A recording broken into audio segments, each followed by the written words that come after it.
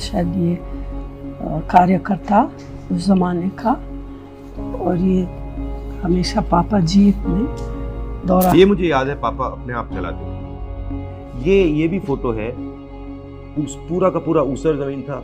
जब बारिश आती थी गांव के गांव ब्लॉक हो जाते थे। पापा ने वहाँ पे एक प्रोग्राम किया था, और इंडस्ट्रियल एस्टेट। और ये देखिए, एक तो डिफरेंस अभी काफी क्लियर है कि ये उस समय प्रधानमंत्री थे, मगर इनकी सिक्योरिटी वाले यहाँ बिल्कुल नहीं।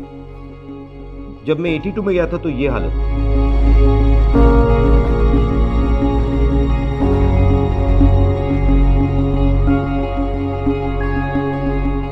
पहली बार आप रायबरेली कब गए?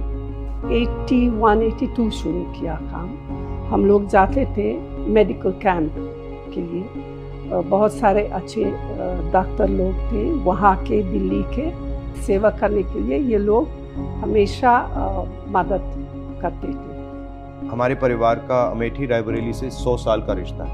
1921 से पंडित जी उनका राजनीतिक जीवन शुरू किया, और एक किसान का लीडर था बाबा रामचंद्र, उनको मैसेज भेजा कि चलो मिलेंगे, और पंडित जी को अपना दुख बताया। मैं भी जाऊंगा, पंडित जी ने बोला।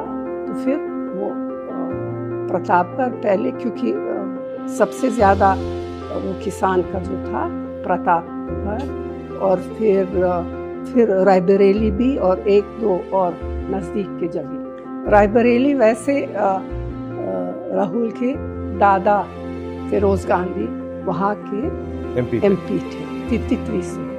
परदादा ने अपना काम, अपनी पॉलिटिक्स रायबरेली में आंदोलन से शुरू की थी अंग्रेजों के खिलाफ। जो उनका काम शुरू हुआ वो रायबरेली में हुआ। उनके देहांत के बाद तो फिर दादी ने लोकसभा लड़ाई वहाँ से, रायबरेली से। जब मैं अमेठी का एमपी था, रायबरेली के लोग आए थे, आपको याद होगा। आईटीआई के लोग आए थे। आईटीआई को वाजपेयी जी की सरकार बंद कर रही थी। कहा कि देखिए, हमारी नौकरी का सवाल है, हमारे भविष्य का सवाल है। तो मैंने काफी उसमें हम लोग बहुत कोशिश की और उसको बचाया, क्योंकि हम चाहते थे कि वो जो टेक्नोलॉजिकल स्पिरिट है और जो टेलीकॉम्स का जो कनेक्शन था वो रायबरेली से ना टूटे। गांव में जाती थी लोगों से मिलने, पता करना, अगर कुछ किसी का देहांत, किसी की शादी, या तो फिर एक बार बाढ़ था, एक और बार सूखा था, तो हमेशा ही मैं वहाँ एकदम जाती थी। एकदम एक्सेप्ट किया मुझे।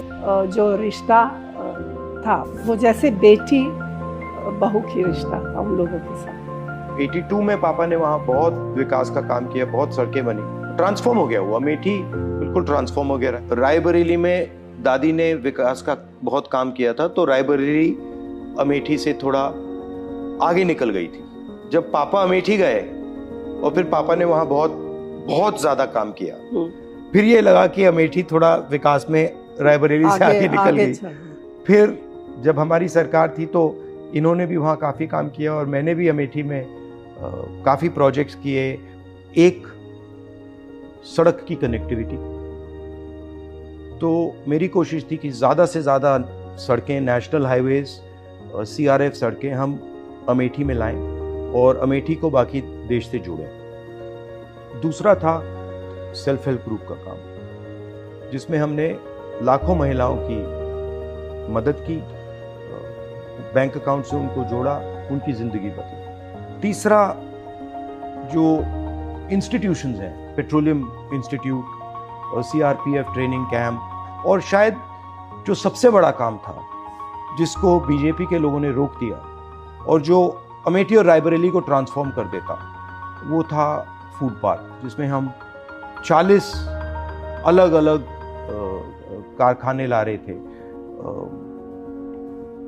जो हॉर्टिकल्चर और एग्रीकल्चर से रिलेटेड थे।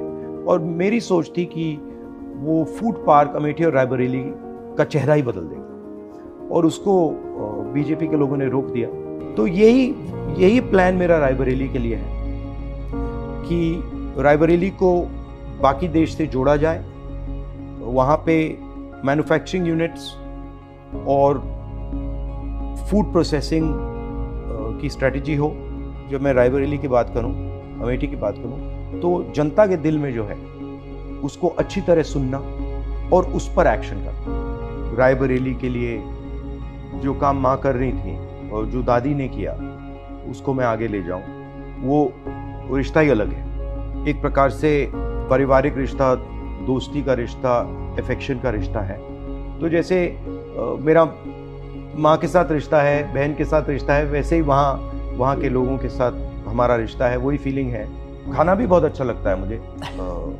रायबरेली में जो वो दाल है, वहाँ पे दाल, अरहर की दाल, वो शायद कहीं दुनिया में नहीं मिलती है वैसी दाल। तो मेरे लिए ये दोनों कंस्टिट्यूंसीज एक हैं। अमेठी और रायबरेली ने हमें सब कुछ दिया है। जब भी अमेठी रायबरेली को जरूरत होगी हम वहाँ मिलेंगे।